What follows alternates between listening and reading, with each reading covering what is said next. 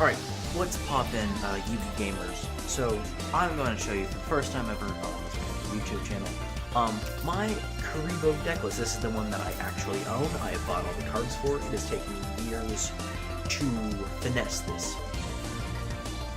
So, yeah, I actually have another YouTube channel I run with some friends called NerdNet. Check that out, link in the description. But let's just get right into it. So, first of all, you gotta start with your pinnacles. You gotta start with 3 Kuribohs right off the bat. Actually a pretty good card, really great hand trap because no one really sees that coming. Yeah. Then you're gonna have 3 Winged Kuribohs. Basically, you're just gonna want to make sure to get rid of these for some other cards that I'll show you later. They can be banished from the graveyard. Also, great damage blocking effect.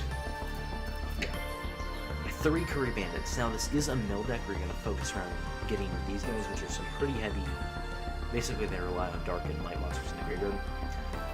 These guys are really great mills because they allow you to junk, activate top 5 cards of your deck to the graveyard, and then pick one spell. So, really great for that. 2 Kuribohs, mostly for consistency, but this is actually pretty good because it's like a form of Monster Reborn. If a monster of yours is destroyed by destroyed during the ban or the damage step, you pop her from your hand and you can summon it, whether it be something like lightning or something else.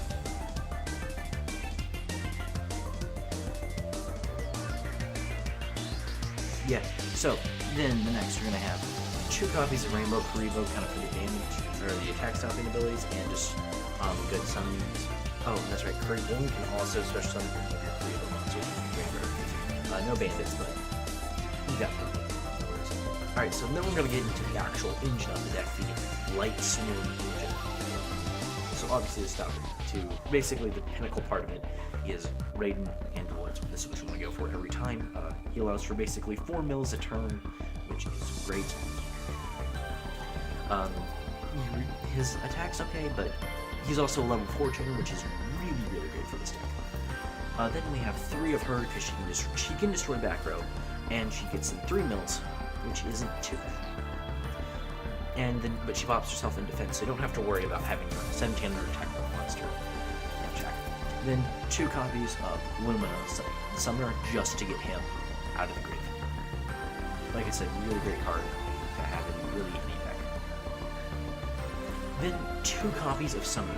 You're going to scrap one of your spells, which you have a lot. You have some you can pretty much always get rid of. Yeah. And 2 copies of him, and you can basically summon either Raiden from the hand or Lila from the hand. That's really what you want to get. Raiden for being tuner and more Xyz material. Really, if you want to go into Xyz material, just going to use Lila. You can use her ability as well. Then 1 copy of Destiny Hero Dasher. You're going to want to have her in the graveyard. This is one of the most specific mill cards ever, because what you do is whenever you would draw into a monster, I'm just going to say, you know, I just drew into Lumina. Really great combo I want to play, but it can only be achieved if I can normal summon twice. Destiny Hero Dasher does that because once while he's in the graveyard, you get to summon a monster when you draw one. But it's only once, but you only want to have 1 copy of him, but it's not too hard to get him into the graveyard with his deck. It's actually a pretty easy miller. 3 copies of Chaos Sorcerer. You banish 1 light and 1 dark monster, special summon him from your hand, from your graveyard, of course. And then you can just really special summon, not special summon, you can banish one of your opponent's monsters. He can't attack that turn, but honestly, I feel like that's some pretty good stuff right there. 3 copies of him. 2 copies of Blackluster Soldier in Glory at the beginning. This is like the god card in the deck. So, with 2 copies, he also has the banishment effect, but then he can attack twice. So honestly, if you can get 2 guys on the field, you're basically set for really into these 2. Then you have 2 copies of Terraforming for an ingenious combo with the next card. A single copy of Sign of the Universe. Basically, this allows you to shuffle 1 card back into your deck from the graveyard once per turn, and this is great. So you're going to end up milling some of these cards. So with Sign of the Universe, it puts it back in there. And of course, it can still be milled, but you can still put it back in. It's just a really good card. Alright, next up, monster reincarnation, discard one, pop one back to your hand. Pretty much just for the sheer purpose of if you banish your Chaos Sorcerers or your Blackluster Soldiers in voids, you can just give them back to your hand. Maybe, you have a Kuriboh in your graveyard and a Green Kuriboh in your hand with a monster reincarnation along with a Blackluster Soldier in void at the beginning in your graveyard. Play the spell, you activate, or you discard your Winged Kuriboh, you add Envoy, then you banish your Kuriboh and your Winged Kuriboh, and you summon. Then it's 2 copies of Charge of the Light Brigade.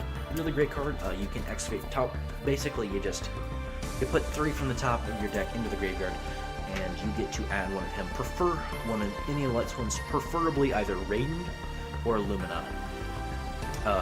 Lumina for the purpose of getting Radiant out of the graveyard. But yeah, 2 copies of that card, really great. 2 copies of MST just for that monster removal, or back row removal. If there's one thing this deck suffers from, it's surprisingly back row. That's why you play 3 Lumina. And 1 copy of Needlebug Nest. This is actually a really great card. I know it doesn't look like it, but it's so perfect. It's kind of slow, but I think this card's just gone so underused. It's just mill 5. That's its entire effect. Just mill 5. No backseat, basically. You're negging your hand. You have -1 card advantage, but that's like playing any card ever. So, jeez. And then finally, Fiend Communion. Just for that mills, basically, you either remove your opponent's graveyard or mill cards from your opponent's graveyard equal mill cards to your graveyard equal to the number of cards in your opponent's graveyard, which can be bad, but like, I don't know, say your opponent has like 5 cards in their graveyard, just mill 5, that's fine. And that's gonna cut it for the main deck, honestly. It's not too the main deck's not too expensive. It's the extra deck that's mainly expensive. I actually don't have a couple of the cards in the extra deck, I will admit, and that is the 2 copies of the Lightning, because I'm an idiot, and then 1 copy of the Utopia. Honestly, if you're playing budget, just go into Utopia Ray and then into Lightning. It's not a problem. Alright, yeah, so then what you're going to have is we're going to start off with some secrets. Really great, you use your only tuner Ray to get into a red Archfiend Dragon or a Crimson Blade. A red Archfiend Dragon, just because red Archfiend is just a really good card. I feel like that needs to get even the base form just for the budget. Crimson Blader's also really great because Crimson Blader. Remember this, right? Yeah, Crimson Blader. Okay, so basically you trash one of your opponent's monsters by battle, and they can't summon any level 5s or higher, which, trust me, can just destroy your opponent. If your opponent's that's really like second round if you're playing tourney with this deck. But yeah, if you know your opponent's just like they're playing a lot of high level monsters, you just get rid of one of theirs and they're just great. 1 copy of Zeta. Okay. Piece of quick advice. If you can't afford Omega, stock up on some serious Zeta. Basically, it's the same effect as Omega, but he only works with special summon monsters. And honestly, that's fine. You're really only going to use it for those special summon monsters. You gotta be an idiot to not use it otherwise. 1 copy of Herbellum, just because I needed another level 7, honestly. And, yeah. Then 1 copy of TG Hyper Librarian. You do have some links, as you can see in the background. Not too much, though. That's kind of sad. I'll see if I can add it. But 1 copy of TG Hyper, I don't know, maybe you got Deco Talk out in the field. Then you can just go into TG and, basically end up drawing every time you synchro summon, which you'll probably get his effect off like maybe once, I'd say, but still, any +1's a good +1. Next up, 2 copies of Lightning.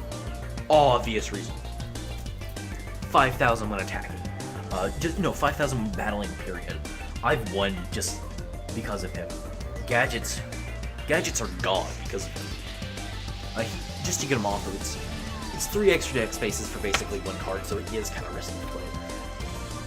And you're going to play 2 copies of him along with 2 copies of Utopia Ray, which I said pretty much this is just for budget. You can play 1, but I'm not sure why, because we're just going to go into the same thing. But Ray is just really for budget, and then, Utopia. Utopia is honestly, I feel like the king of these monsters because it's just got the best effect in the game for such a... It's 2 level 4 monsters. Every deck in the world plays 2 level 4 monsters. Hell, I would say you have to be an idiot if you don't include any form of, like... Even if you just play 5 level 4 monsters, you can get off the Utopia. Then, this is Performing Trapeze Magician. Magician. Once again, just really, really, really solid for getting out some... Oh, if I can think for a goddamn moment. Really useful for some damage control. You're going to use Monk and Lila for it, because they're both spellcasters. Or I guess you can use 2 Lilas with a combo, like, I don't know, Dasher. I'm sure already have one on field. But yeah, yeah, you never take damage if the damage is less than 2,500. Or, I mean, I guess you could boost it to where you don't take any damage at all, but I don't feel very good. Then we're going to have basic Decode Talker, which pretty much you're going to use Decode Talker to go into Xcode Talker, which is the pinnacle, I believe, which is what I believe to be the pinnacle of Link monsters. Basically, yes, I did get them from Extreme Force, so I am kind of biased, but Xcode Talker is really, really great, because what he does is basically just 500 to each card he points to. Then you're going to use your other Underclock Taker, and you're going to use Decode Talker to go into him, and it's just 500 to whatever he points to. It's really great, so you get some pretty crazy combos. So yeah, that's the deck list. Yeah, check us out on NerdNet, really great channel. Link in the description. And I'll see you guys in the next video. Maybe we'll deal with it, I don't know. Yeah, bye.